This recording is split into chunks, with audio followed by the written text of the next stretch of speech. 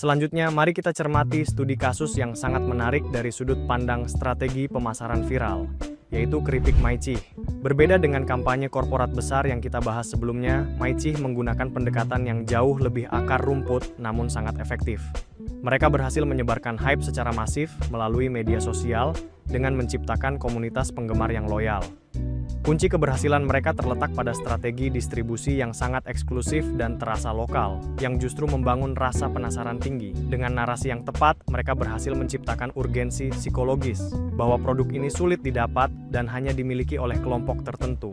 Pelajaran besar yang bisa kita tarik dari Maicih adalah kekuatan dari prinsip kelangkaan. Membangun komunitas yang solid dipadukan dengan teknik copywriting yang menekankan sisi eksklusivitas, terbukti mampu menciptakan permintaan pasar yang tinggi secara organik tanpa harus mengeluarkan biaya iklan yang fantastis.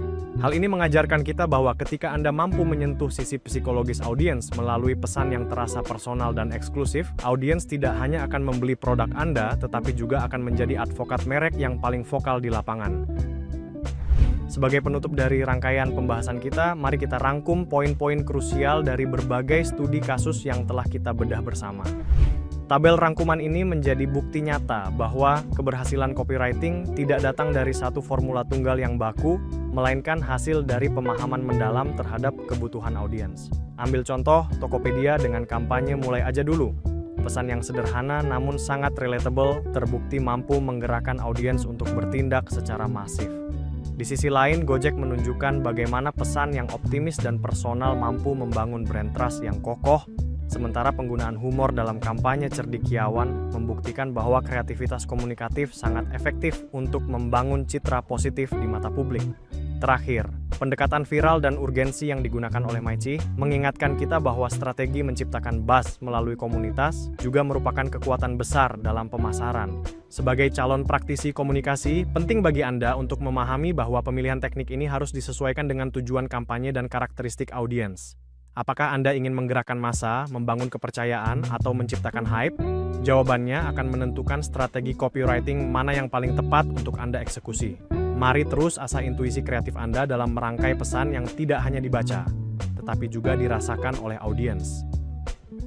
Mari kita sampai pada kesimpulan komprehensif dari ketiga studi kasus yang telah kita pelajari bersama, yakni Tokopedia, Gojek, dan Maicih.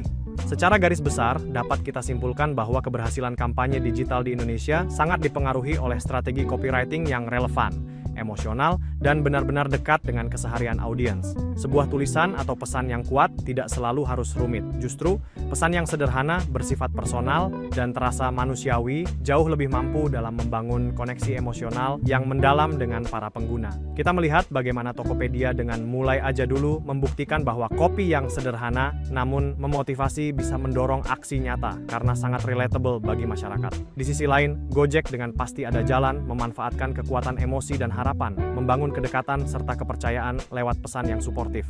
Sementara itu, Maicih menggunakan gaya komunikasi lokal, eksklusivitas, dan urgensi untuk menciptakan hype secara organik tanpa promosi yang berlebihan. Keseluruhan contoh ini mengajarkan kita bahwa teknik copywriting yang tepat adalah kunci utama dalam menggerakkan audiens, menciptakan keterlibatan yang berkelanjutan, dan pada akhirnya memperkuat posisi merek di pasar.